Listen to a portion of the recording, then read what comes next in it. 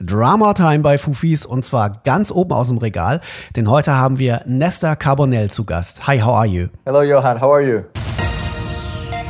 FUFIS ist das, präsentiert von der neuen News-App Newsedu. Checkt mal den Play Store und den App Store und abonniert einfach unsere Film.TV-News direkt dort, um nichts mehr zu verpassen. Ohne übertreiben zu wollen, The Morning Show bei Apple.TV Plus ist für mich eine der besten Dramaserien der letzten Jahre überhaupt. Jennifer Aniston und Reese Witherspoon erleben dort wirklich unglaubliche Geschichten in einem TV-Studio, in einer Morning Show. Und Nestor Carbonell spielt dort den Wettermann Yanko Flores in dieser besagten Morning Show beim fiktiven TV-Sender UBS. Nestor, ich habe mich schon ganz oft gefragt, wenn ich diese Serie gucke, wie viel davon ist Realität, also findet wirklich so statt in Hollywood und in diesen großen TV-Sendern und wie viel davon ist einfach nur ausgedacht? That's a great question. It's I just spoke with actually an anchor on a morning show, and I asked her the very same question. I go, how are we depicting your world? And she's interesting. She's an anchor person out of Canada, and she said, look, the frenetic pace, the behind the scenes elements of it, the last minute things that occur are very true to form. She goes, not quite as dark as we portray it, but that's what I love about this show, is our show, the morning show, is whether it's true to life or not, it's unafraid of tackling issues that are in the zeitgeist, today, namely issues like Me Too, the first season, and in this season, season 2, the issues of cancel culture. And really the way that the writers, Carrie Aaron, tackle it is in a way that to explore every point of view, which is polarizing in many ways, and it gets people talking and thinking, wow, how dare you present this point of view, because now some people are going to sympathize with that character, and I love that Carrie Aaron is unafraid to sort of explore characters that you want to villainize, but she wants to understand. And wants people to say, oh, let's just understand the point of view. You don't have to agree with it, but let's just hear it out. And that's what I love about the show, whether it's true to form in terms of how real it is in Hollywood or not, or, in this case, it's in New York. I love that it is these are topics that we are dealing with, in the workplace, and not just in media. Nestor sagt, er hat schon mal mit einer Kollegin aus Kanada drüber gesprochen, weil ihn das auch interessiert hat. Die macht dort eine Morningshow selber, also sie ist da die Moderatorin. Und die hat ihm versichert, der Zungenschlag und der Ablauf, so alles, was wir von hinter den Kulissen sehen und wie man so arbeitet, das ist schon sehr gut getroffen in The Morning Show. Aber natürlich geht es im wahren Leben nicht so böse und dramatisch zu, wie man das in der Serie sieht. Aber eigentlich ist das ja vielleicht auch egal, denn es geht ja darum, dass man Spaß hat an diesem Drama und davon gibt es wirklich jede Menge zu sehen, jetzt in der gerade startenden zweiten Staffel. Nestor, wenn du jetzt eine Sache ändern könntest, weil die Show erzählt ja auch immer, was schief läuft in diesem Filmbusiness oder generell in großen Unternehmen. Wenn du eine Sache ändern könntest, was würdest du ändern? Certainly with the season 2, this whole notion of cancel culture is this notion of standing by your employees when you know they are not guilty of anything, and not caving into these cyber bullies that are destroying people, and based on whatever whim they have that day, and corporations are having to make people apologize for things they shouldn't have to apologize for. I think if they were to stand by their employees, for the most part in these situations, not in all cases, of course, it's a case-by-case scenario, I think you'd see a lot less canceling, and the other thing is there's no accountability, for someone to make a claim about somebody behind a keyboard. They're not accountable for something they may say that's slanderous, whereas the person who's in the public eye or the recipient of this canceling, they're absolutely accountable because they have to, present a certain image, and now they're being accused of something that they don't claim to have done or said. So I would absolutely change the culture in that respect in the workplace, where there's more support for people and there's more support for freedom of speech. Nestor würde sich mehr Unterstützung wünschen für Mitarbeiter, ganz generell, nicht nur in den Medien, sondern egal, wo man arbeitet. Denn er sagt manchmal, da gibt es einen Shitstorm oder Leute in den sozialen Medien, die sich ein bisschen über was aufregen, was eine Person getan hat. Und dann muss man sich sofort dafür entschuldigen. Oder man wird abgesetzt im Falle einer Sendung, wenn man sie denn hat. Obwohl das nicht immer gerechtfertigt ist. Also er will schon von Fall zu Fall gucken, aber zu viele Leute werden in seinen Augen zu schnell fallen gelassen, plakativ gesagt, wegen ein paar blöder Tweets. Wenn man sich jetzt den Cast anguckt von The Morning Show, dann fühlt sich das an, wenn man auf die Liste guckt, wer da mitspielt, wie ein Blockbuster-Movie. Und das passiert immer öfter für ganz normale Fernsehserien oder jetzt in dem Fall eine Streaming-Serie. Glaubst du, Nestor, dass Serien die neuen Filme sind? Yeah, it's a great question. I do think that. I do think that when I started many, many years ago, there were only, here in the United States, there were only 4 networks, then years later, cable came into the picture. Now there's streamers, and I think with film, back in the day, there were a lot more sort of interesting.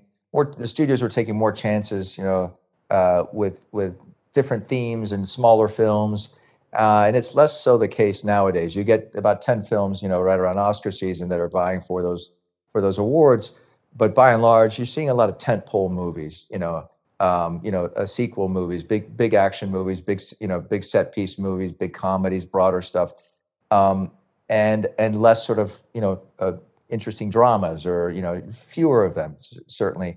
And I think a lot of those writers from those films have ventured into TV, and TV has changed. We're exploring themes on the morning show that there's no way we would have explored in TV 20 years ago, and certainly not with this depth, this level of depth.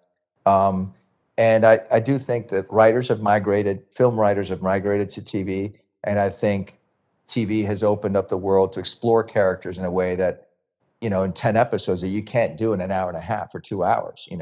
What we're able to do now is a dream for an actor, and I imagine for a writer too, is really get into a character in every aspect of his or her life. And see an arc that we're not able to see in 2 hours or an hour and a half in a film.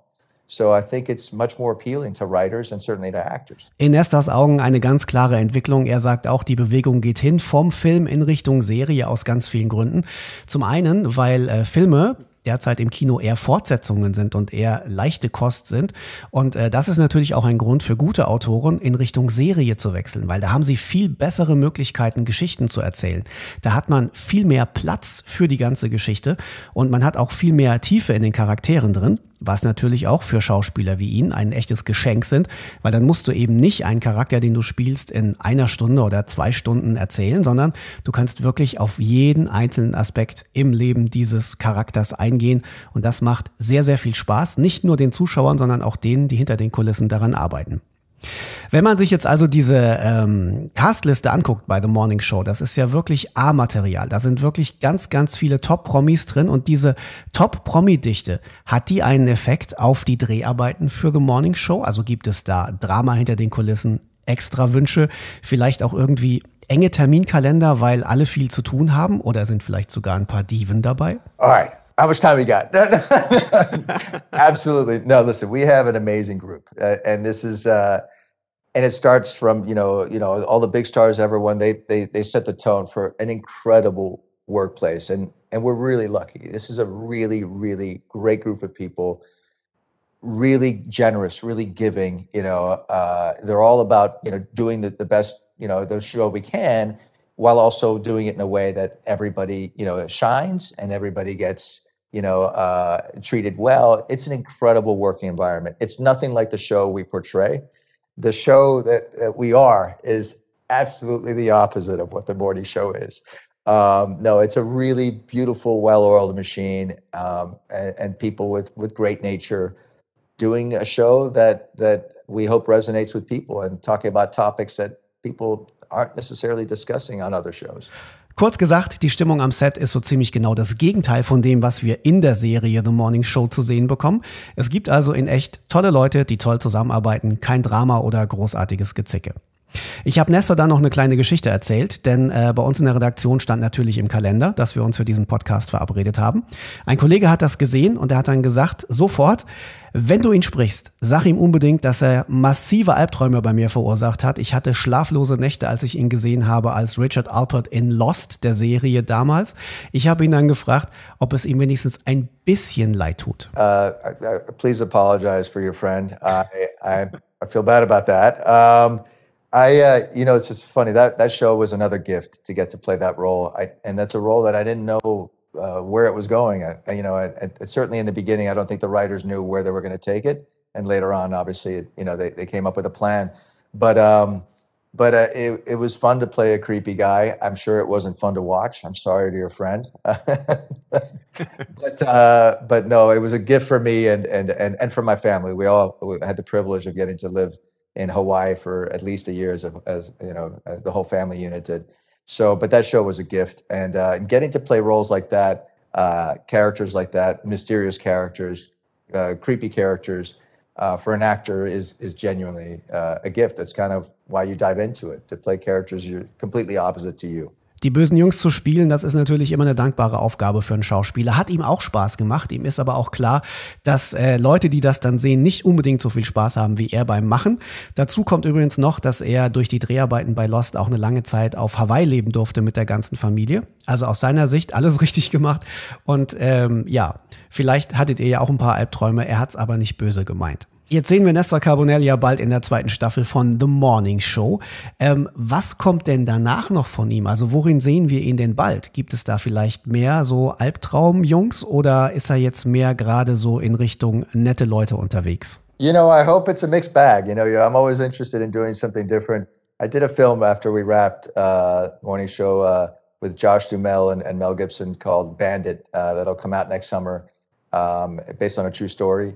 And then I did. I just directed a show called New Amsterdam in New York, and then I'm off to do another show now in Vancouver in a few weeks.